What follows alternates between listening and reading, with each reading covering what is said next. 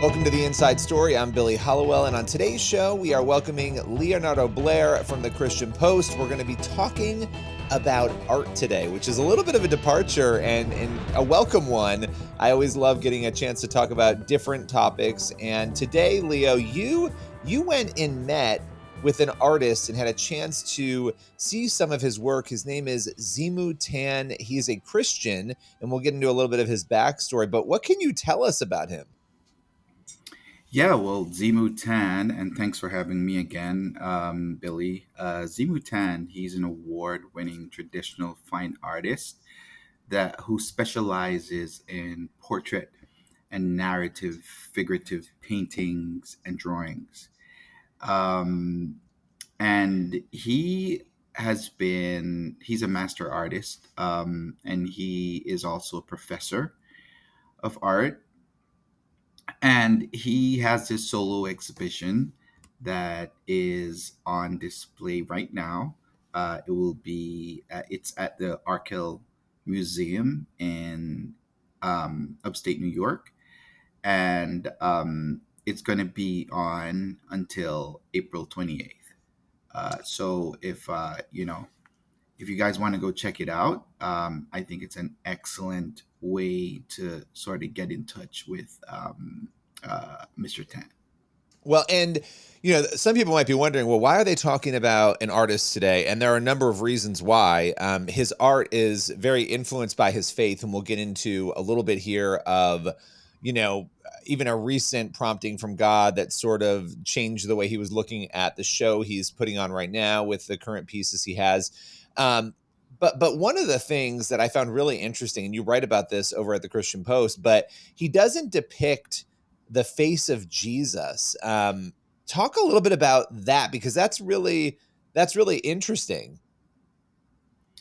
Yeah, it was funny, like we were having this conversation. One of the pieces that I found very striking, um that's on display right now. It's a piece that he's titled Temptations, and it talks about Jesus's spiritual journey as told in Matthew 4 1 to 11.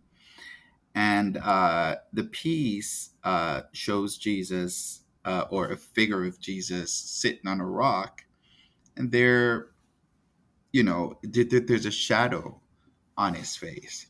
And the Christian Post recently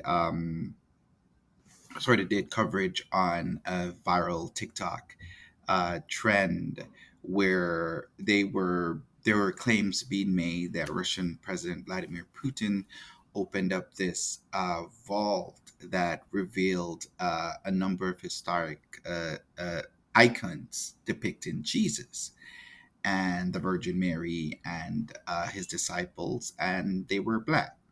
And we are fully aware of religious art that's been done by famous artists such as Michelangelo, Da Vinci, Rembrandt, Raphael. And there's always been this conversation going on. So I talked to him about this trend, and he just basically told me that it's a debate that he he never really wanted to touch on. He did agree that he believes that the way artists, the way cultures, the way people reflect the image of Jesus is going to be influenced by the culture and the way people look. But he doesn't believe that his canvas is big enough to capture the likeness of God. So Jesus, so he's always depicted him with like a shadow on his face. He doesn't really try to do a full on portrait.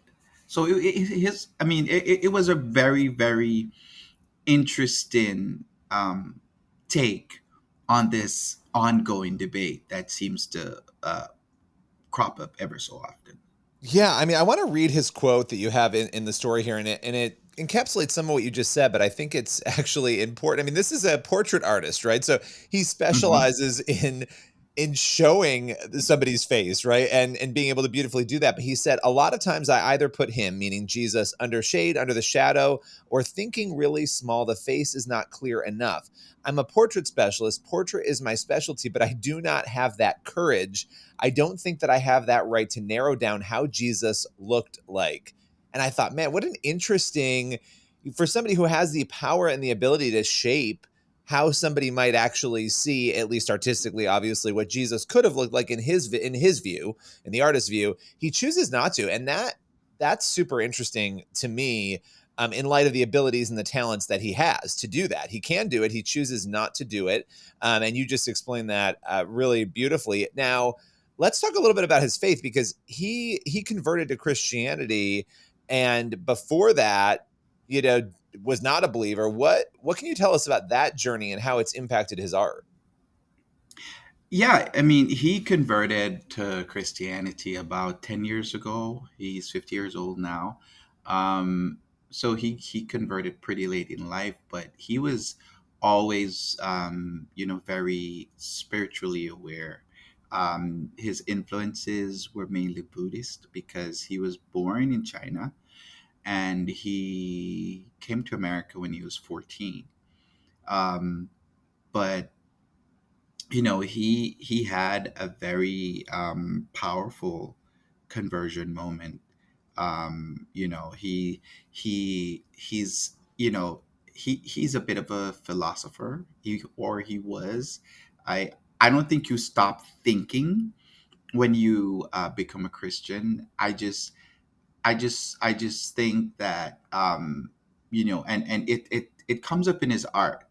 So he now has that vision. He has now had that conversion experience, and he is being, instead of being prompted by the questioning of philosophy or just thinking spiritually about Buddhist like influences, he definitely has a passion. He definitely has a conviction, much more like the master artist of previous centuries, when Christianity held a lot more sway on the culture. Yeah.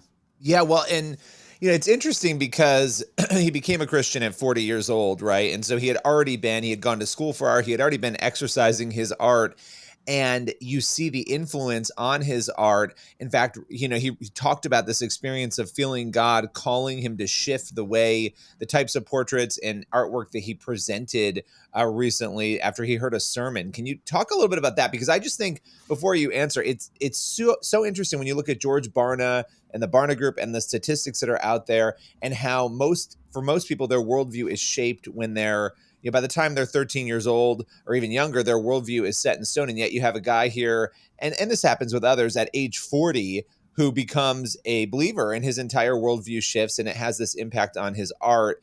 But just talk a little bit about that recent experience that he had, where he heard the sermon and it shifted his thinking on how he was going to present the art. Yeah, no, it's he presented very convincingly to me because here is a professional who has been used to working, from a secular perspective for most of his life. He is incredible. He's an award-winning um, artist who is used to just the openness of the secular world, and now he has to work from his a spiritual drive, so to speak. And he definitely he's like applying himself. It was kind of something that connected, like we both connected with. I was trying to kind of skirt around it, but during the conversation, like for me, I came from the secular world as a journalist. I mean, I was always a Christian, but I functioned in a secular context. And just to get that call to shift away from that perspective to a Christian perspective, we connected on that. And I think, when I look at it, it's so rare these days to have someone uh, act professionally, but they're driven by their faith at the same time. Yeah. So yeah, I found it to be really, really impressive, and the fact that he is working on creating this artist hub, that this new space that he's working on, this building that I mentioned in the story. He's trying to renovate it and set it up as a gallery and a space where Christian artists can come and display their work. So he's found a niche. He's reviving a niche, I should say, um, and he's trying to give license to other artists like himself who are of faith to come and show their inspiration to the rest of the world.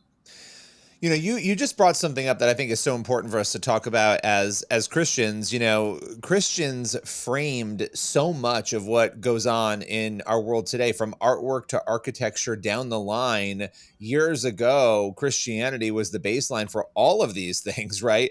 Even the hospitals in this country, the nonprofit organizations started by churches, started by Christians, most of them, the universities and The colleges, schools, yeah. the schools. Yeah, I mean, and, here we are. It feels like, and I'd love to get your take on this. I mean, even hearing your experience, right? Being called out of the secular world into the faith world to tell stories, it does feel like even in Hollywood right now, across in artwork here, we're watching this resurgence of Christians re-entering and finding new ways of telling story.